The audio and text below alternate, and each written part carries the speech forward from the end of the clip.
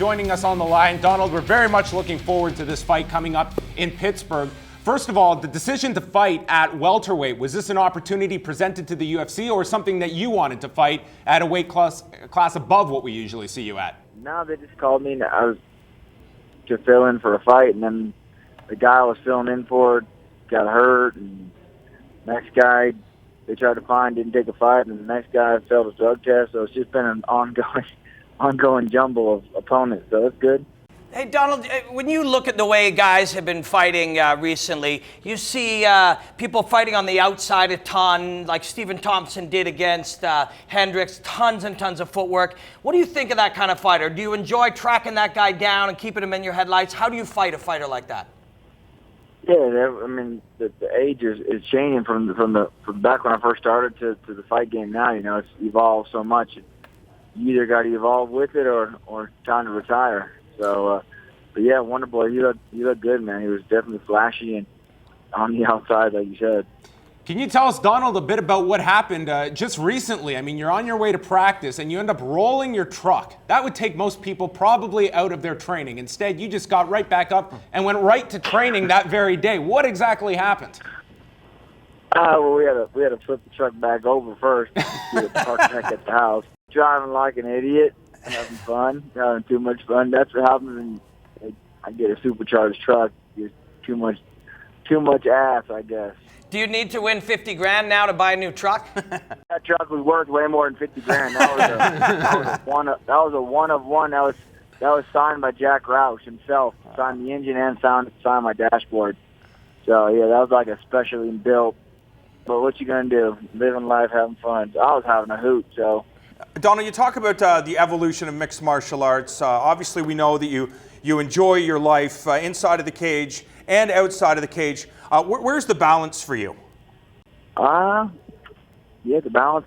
I don't know. It's a good question. Depends what kind of friends I got around and what kind of crazy shit's going on that weekend is where the balance lies. Like if someone called me right now and told me, "Hey, let's go do this," I'll just get up and go. So, fighting is just something. That I do. It's just a job. It's not my whole life. So I see a lot of guys that they just cut off. They quit living, and for the 8, 9, 10 weeks, leading up into a fight, and then they just next thing they know, they're 35, 40, retired, and all the time they had to do living, they didn't. So I'm trying to get in. I'm retired now. I look at it. So Donald, when you're out in the world and you're hunting or rolling trucks or driving whatever machine you're driving, you're totally free. How do you make it so that you're in a mindset to be that free when you're fighting another guy in a cage? Oh, I don't know. I mean, like I said, it's just something I do. I just show up and go to work. Some days I show up, and some days I don't. I mean, I don't know how to properly answer that question. And if it's a good time, I'm gonna be doing it. That's the answer. I know that you talked about it a lot coming out of your last fight, the Muay Thai crest that you have worn for all of your fights. What is the latest? Are you going to be allowed to wear this for this fight? And a secondary question is, are you going to wear it regardless? Yeah.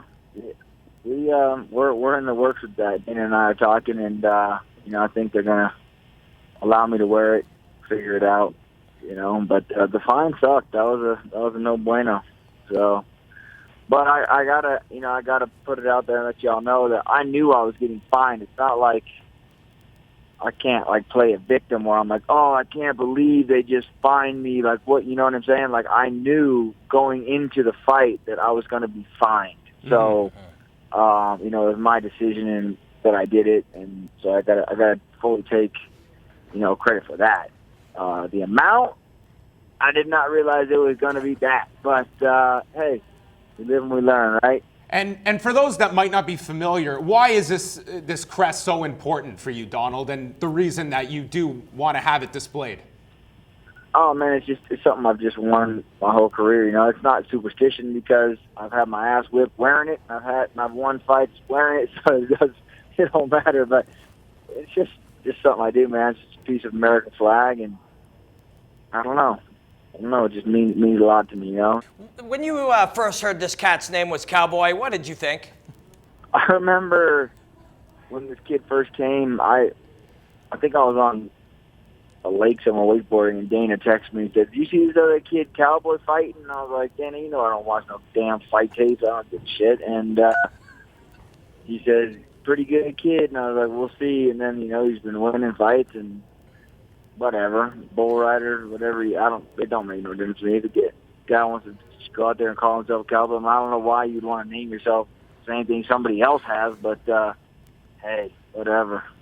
Maybe I'll change my name to Rampage. Well, I think the professional thing to do, if you win this fight, Donald, I think he should volunteer to vacate the nickname and find a new one. I think that's what this fight should settle. I'm with you. I'm totally with you, but I don't think that some bitch is going to take it. He's done tattooed it across his whole chest.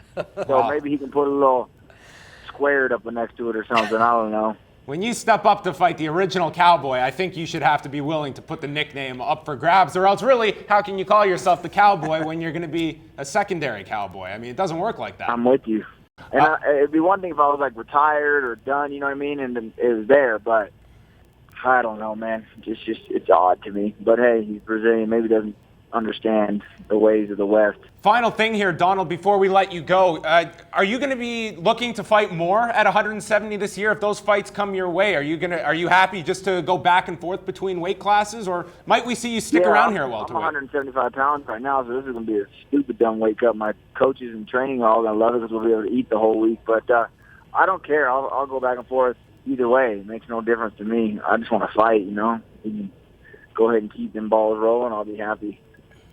Well, awesome stuff. Donald, I want to thank you very much for joining us. All the best going into Pittsburgh against Alex Oliveira. Cowboy versus Cowboy. I think the nickname should be on the line. That's a great hook for this fight. Just say Cowboy versus Oliveira. That's all you need to say. Thanks, man. All right. All the best, Donald. Thank you very much. Coming up, it's the return of Anderson the Spider Silva as he gets set to take on Michael the Count Bisping in a hotly contested middleweight fight that you can only see right here exclusively on Fight Network Canada, Saturday, February 27th. The panel discusses this thriller when Fight News Now Live continues.